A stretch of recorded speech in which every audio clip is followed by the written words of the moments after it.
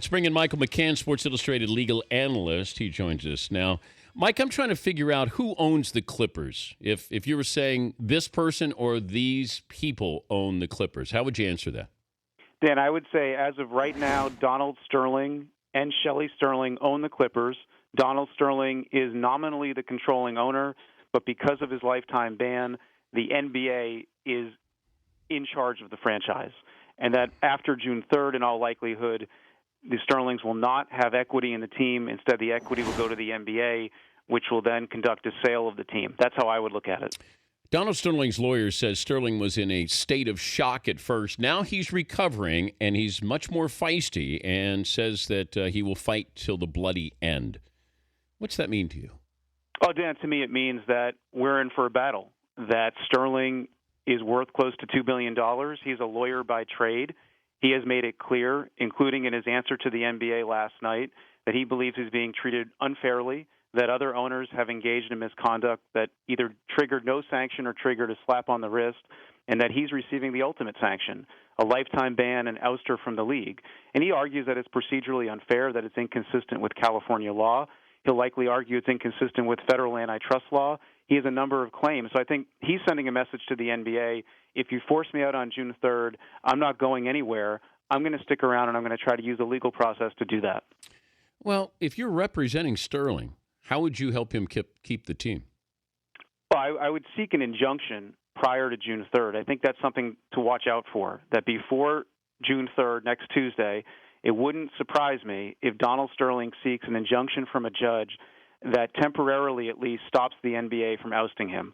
And he would probably seek it in a California court because his answer cites California privacy law as a leading rationale for the NBA being unable to use a recording that was unlawfully taken and then using it against him. So I think that's one step. And if the lawyers don't seek an injunction prior to June 3rd, watch for them to seek it immediately after the vote, preventing the NBA from carrying out the order. Now, he may not get an injunction. An injunction is considered an extraordinary form of relief, but that's one step. If that fails, file a lawsuit, file an antitrust case, argue that the NBA has acted outside the boundaries of the Constitution, argue that it's in violation of California law, number of claims, including California constitutional law, that he can try to argue the NBA is in breach. None of them are likely to work in all candor, but he doesn't have to necessarily win at the start. He just has to play out the process, and he can threaten the NBA.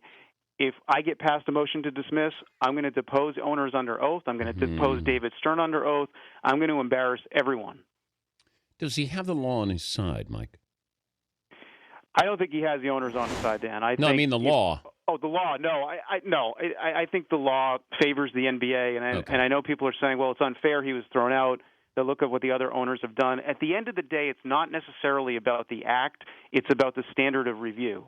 And the NBA will be given broad deference by a court in how it reviews its own constitution. In fact, the standard is arbitrary and capricious. He would have to show that the NBA either didn't follow its own rules or acted so outlandishly that a court should intervene. The problem for Sterling is that he agreed by contract to the NBA having this discretion, that it's not a typical situation. It's not a normal business arrangement. It's a franchise within a league, and that ultimately favors the NBA.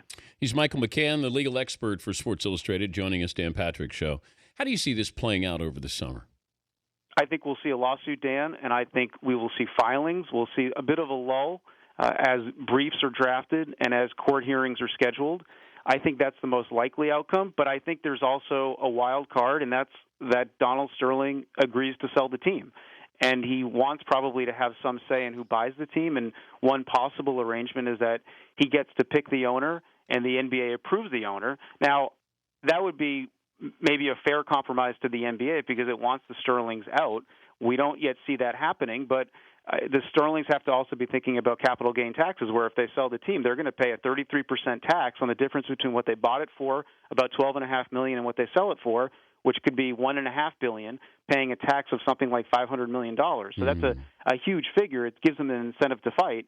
But I think the Sterlings may also be thinking if this team is really worth, as we heard yesterday, up to $2.5 billion. I don't believe that number, but let's just say it's remotely true. They may figure it's time to cash out. Well, that's the one thing, before I let you go, assessing value to this team. If Donald Sterling in his mind thinks it's worth 2.5, but you're only getting me 1.7,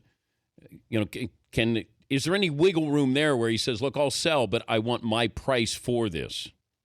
Yeah, and imagine if he says you have to pay my capital gain taxes for me. In fact, he cites that the issue of tax in his answer to the NBA. I think morally, if you look at it from the NBA standpoint, wait, he wants the NBA to pay his capital gains taxes?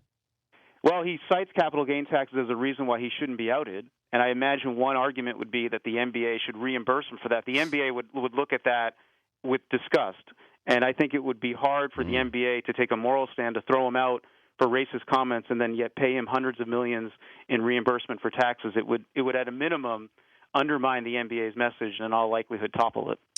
If I talk to you September 1st, where are we with this story? I think Donald Sterling is probably still in the picture through the court process, but the NBA will treat him as irrelevant and that he has a past interest in the team that he's trying to litigate out that won't prevail. But I also think there's a decent chance that they reach an agreement and the team is owned by someone else, whether it's Steve Ballmer, Yao Ming, who knows, but somebody who the NBA would likely embrace, and the Sterlings are in the distant past from the NBA's perspective. Oh, man. Unbelievable. What if he says, I want my courtside seats as part of the agreement? Well, the NBA could say you have a lifetime ban as an NBA owner, although once you're no longer an NBA owner, the ban no longer applies. So if he wants to go buy tickets, he's an American. He can go do what he wants. Thanks for joining us, Mike. We appreciate it. You got it. Thanks, Dan. All right, Michael McCann, Sports Illustrated legal analyst.